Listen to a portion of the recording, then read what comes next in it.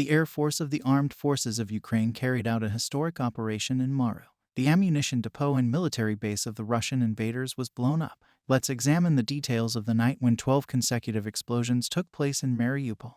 Last night, the sounds of airplanes were heard in the city of Maru where clashes continued. These planes belong to the occupying Russian army. The Ukrainian army, which is on alert day and night to defend its territory, immediately noticed the planes taking off late at night. But the planes did not take off to carry out an attack on the city of Mary because the Ukrainian Air Force, which took action as soon as the plane took, could not detect any aircraft to hunt in the skies over Mare. But there was a much more important point that the Air Force detected. The place detected was the military base, an ammunition depot from which the invaders' plane took off. A plane taking off late at night would have caused great damage to the Russian invaders. The Ukrainian Air Force discovered the ammunition depot near Mariupol Airport. A military base and the Ij steel and iron plant temporarily used by the invaders were also targeted that night. The Air Force with its Missile Island artillery systems first blew up the ammunition depot of the invaders. The fire and explosions intensified. Due to the ammunition inside the warehouse, the Russian army lost one of the most important ammunition depots in Mariupol, an important port city. The losses of the Russian occupiers in Mariupol are not limited to this. Before we continue analyzing the successful offensive of the Ukrainian army in Mariupol,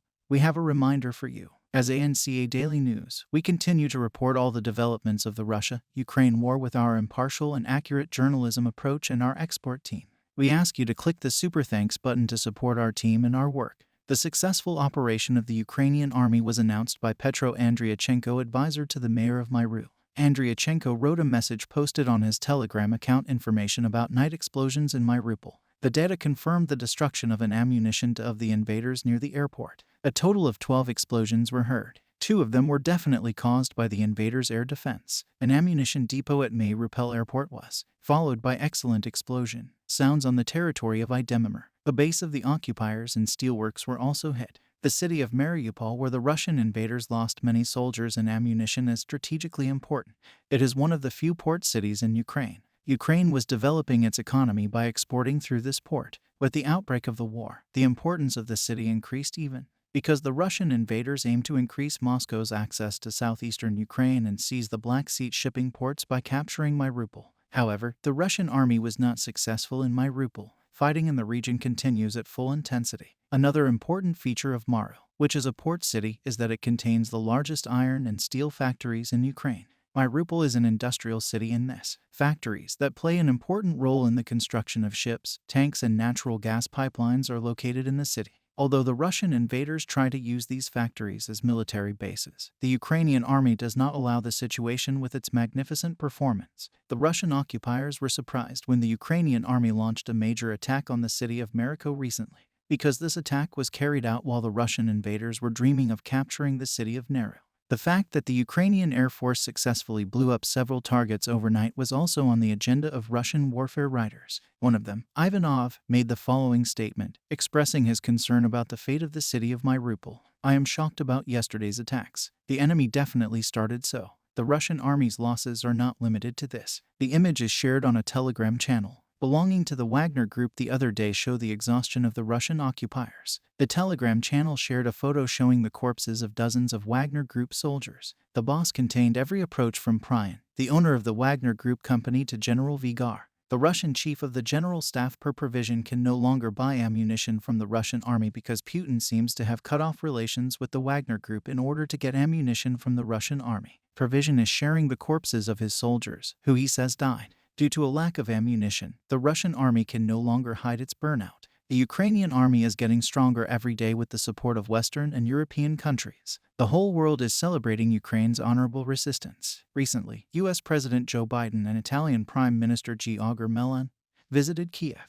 They promised new aid packages and the resistance of the Ukrainian army. Zelensky continues his diplomatic meetings. Zelensky has almost daily phone calls with the leaders of many countries of the world and is working hard to push the Russian invaders out of Ukraine. Zelensky draws strength in his work from his people because the Ukrainian people as a whole support Zelensky. While Russian leader Putin cannot find soldiers to fight on the front line, the number of young Ukrainians who want to fight against the invaders and defend their land is increasing day by. Recently, an attack by the Ukrainian people against Russia has been on the agenda, and this attack was not with cannons or rifles. It was a cyber attack that gave the Russians a great fight. Young Ukrainian hackers took over radio frequencies in many regions of Russia. Ukrainian hackers who seized Russian radio frequencies called for missile attacks on radio channels. The Russian people who encountered this announcement in their cars, workplaces, and homes experienced a great fear. Ukraine is showing its power to Russia, not only on the front, but in many areas. We are having difficulty in catching up with the losses suffered by the Russian army. At the front, Russia is losing about 1,000 soldiers and tons of equipment a day, hours before the first year of the war. The losses of the Russian army against Ukrainian army are as follows: 145,060 military personnel, 3,334 tanks,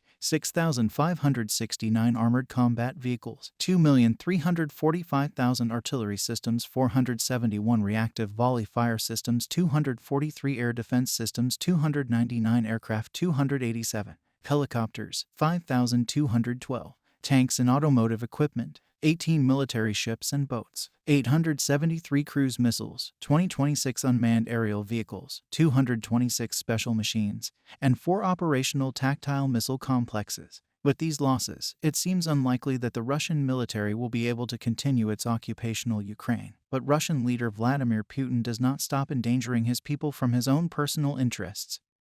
And reput. The Ukrainian army, united with its people, continues to make history against the Russian invaders. How do you assess the successful stripes of the Ukrainian Air Force in Mai? Will the Wagner Group withdraw from the war? What do you think about the scary prank of Ukrainian hacker youth? We are curious about your opinions.